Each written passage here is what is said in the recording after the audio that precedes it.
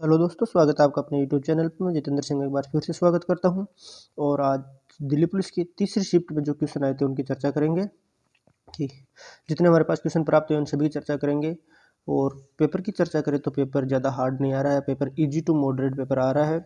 जिनकी अच्छे से तैयारी है वो आराम से क्वेश्चन अटेंड कर रहे हैं। तो क्वेश्चन 75% यानी कि 70 से 75% तक पेपर अटैम्प्ट हो रहा है। तो पेपर एकदम अच्छा मॉडरेट पेपर है। तो जो हमारे पास प्रश्न प्राप्त हुए उनकी सभी चर्चा करते हैं। तो ये तीसरी शिफ्ट का एनालिसिस है। इससे पहले हमने फर्स्ट और सेकंड शिफ्ट के पेपर का एनालिसिस कर चुके हैं। तो देखते हैं, बने रहिए हमारे साथ लगातार। और आपकी अगले शिफ्ट के एग्जाम जो भी होगी उनके लिए महत्वपूर्ण होगा। तो ये एक एक सारे के सारे क्वेश्चन देख के जाए, इनसे रिलेटिव आगे क्वेश्चन आएंगे। तो पहला क्वेश्चन है, धूम मठ कहाँ स्थित है? धूम मठ कहाँ स्थित है? तो धूम मठ दार्जिलिंग पश्चिमी बंगाल में स्थित है। नेक्स्ट क्वेश्चन आया था, विजयदशमी के नाम से किस त्यौहार को जाना जाता है? तो एकदम इजी क्वेश्चन है कि विजयदशमी के नाम से दशहरा को जाना जाता है। तो जितने भी त्यौहार हैं उनको सबको याद करके जाना है आपको आगे के एग्जामों के लिए। नेक्स्ट क्वेश्चन आया था, किस मिशन के तहत भारत को डोमिनियन स्टेट का दर्जा प्राप्त हुआ था? किस मिशन के तहत? क्रिप्स मिशन के तहत भारत को डोमिनियन स्टेट का दर्जा प्राप्त हुआ था। तो ये क्वेश्चन यानी कि भारत के संविधान से आया था। तो भारत के संविधान के क्वेश्चन को भी एक बार आराम से अच्छे से देख के जाना है। नेक्स्ट क्वेश्चन था, द्रोणाचार्य पुरस्कार की शुरुआत कब हुई थी? या तो ऐसे था कि द्रोणाचार्य पुरस्कार की क्वेश्चन सही से प्राप्त नहीं हुआ कि द्रोणाचार्य पुरस्कार की शुरुआत कब हुई थी या द्रोणाचार्य पुरस्कार किसे दिया जाता है। अगर शुरुआत के बारे में पूछा है तो द्रोणाचार्य पुरस्कार की शुरुआत 1985 में हुई थी। और अगर पुरस्कार किसे दिया जाता है तो खेल के से संबंधित कोच को दिया जाता है। क्लियर है? तो ये क्वेश्चन थोड़ा हमें सही से प्राप्त नहीं हुआ था। नेक्स्ट क्वेश्चन है, मानव के लिए एक जाति, एक धर्म और एक ईश्वर का सिद्धांत किसने दिया था? तो इसका सिद्धांत दिया था श्री नारायण गुरु ने दिया था। क्लियर? नेक्स्ट आया था, 2021-22 में सर्वाधिक समाचार पत्र किस भाषा में छपे? तो सर्वाधिक समाचार पत्र की बात करें तो ये हिंदी भाषा में छपा था। नेक्स्ट क्वेश्चन है, लॉन्ग वॉक टू फ्रीडम पुस्तक के लेखक कौन थे? तो लॉन्ग वॉक टू, ये पुरानी पुस्तक है। तो लॉन्ग वॉक टू फ्रीडम पुस्तक के लेखक नेल्सन मंडेला थे। तो पुस्तकों के बारे में यानी कि पुस्तकों के लेखक के बारे में कम से कम 2 से 3 क्वेश्चन पूछे जा रहे हैं।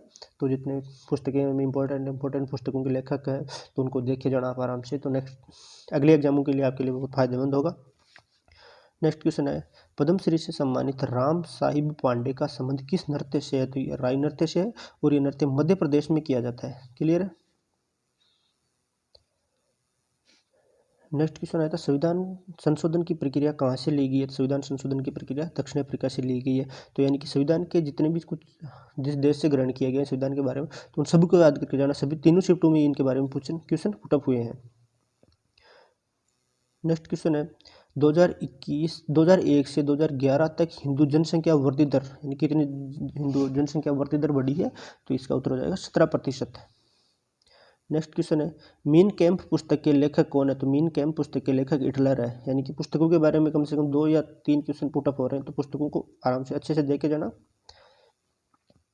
2022 में सर्वाधिक साक्षरता वाला राज्य केरल। यानी कि ये क्वेश्चन फर्स्ट शिफ्ट में पूछा गया था, 2021 के बारे में पूछा था। और 2022 में तो लगातार केरल ही सबसे ज़्यादा सर्वाधिक साक्षरता वाला राज्य है।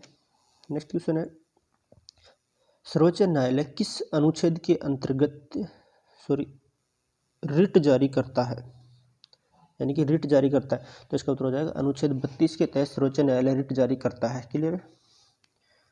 नेक्स्ट क्वेश्चन आया था कि बौद्ध धर्म के प्रचार के लिए किस भाषा का प्रयोग किया गया था? तो बौद्ध धर्म के प्रचार के लिए पाली भाषा का प्रयोग किया गया था। और मैं एक बात बता दूं कि आपकी जिनकी भी अगले शिफ्टों में अगले एग्जाम है तो आपको जो भी प्रश्न याद रहे तो हमें इन नंबरों पे व्हाट्सअप कर देना आप 8696008433। मैं एक बार नंबर वापस सही से लिख देता हूँ, 8696008433। तो इन पे आपके क्वेश्चन का एनालिसिस कर दिया जाएगा कि कौन से क्वेश्चन कैसे पुटअप हो रहे हैं। तो आपके एग्जाम के लिए फायदेमंद रहेगा। नेक्स्ट क्वेश्चन है, कोणार्क मंदिर किस तट पर स्थित है? तो कोणार्क मंदिर बंगाल की खाड़ी के तट पर स्थित है। क्लियर? नेक्स्ट क्वेश्चन है, राष्ट्रीय महिला खेल महोत्सव की स्थापना किस वर्ष हुई थी? राष्ट्रीय महिला खेल महोत्सव की स्थापना 1959 में हुई थी। हरिप्रसाद चौरसिया का संबंध किससे है? तो हरिप्रसाद चौरसिया का संबंध बांसुरी से है। ये सभी के सभी क्वेश्चन दिल्ली पुलिस की 3rd शिफ्ट में आए हुए क्वेश्चन है। तो एक बार सभी क्वेश्चनों को आराम से देख के जाना, क्योंकि इसी से रिलेटेड आगे की शिफ्टों में जो आपके एग्जाम होगी अगले डेटों में, तो इसी से क्वेश्चन पुट इसी टाइप के क्वेश्चन आएंगे। तो आराम से सभी क्वेश्चन आराम से देख के जाना।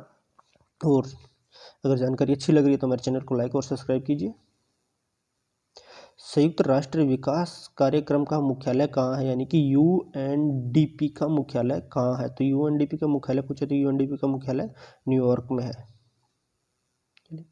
नेक्स्ट क्वेश्चन, संविधान सुप्रीम कोर्ट के न्यायाधीशों की नियुक्ति किस अनुच्छेद के तहत की जाती है? तो अनुच्छेद 124(2) के तहत सुप्रीम कोर्ट के न्यायाधीशों की नियुक्ति करता है। न्यायाधीशों की नियुक्ति कौन करता है? राष्ट्रपति। क्लियर। बात अनुच्छेद की करें तो अनुच्छेद के आपसे 2 से 3 क्वेश्चन अनुच्छेद के भी पुटअप हो रहे हैं। तो मोस्ट इम्पोर्टेंट जो अनुच्छेद है उनको आराम से देख के जाना। विश्व का सबसे बड़ा डेल्टा कौन सा है? तो विश्व का सबसे बड़ा डेल्टा सुंदरवन डेल्टा है। तो सुंदरवन डेल्टा, और ये भारत में स्थित है। भारत में भी ये ब्रह्मपुत्र और गंगा नदी के द्वारा बनाया गया सबसे बड़ा डेल्टा है, और ये असम राज्य में स्थित है। किस राज्य में? असम में। क्लियर।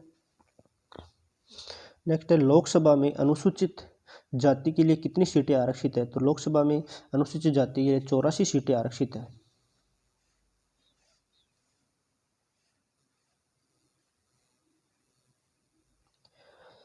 भारत ने किस वर्ष राष्ट्रमंडल खेलों की मेजबानी की थी? तो भारत ने किस वर्ष राष्ट्रमंडल खेलों की मेजबानी की थी? तो भारत ने 2010 में राष्ट्रमंडल खेलों की मेजबानी की थी।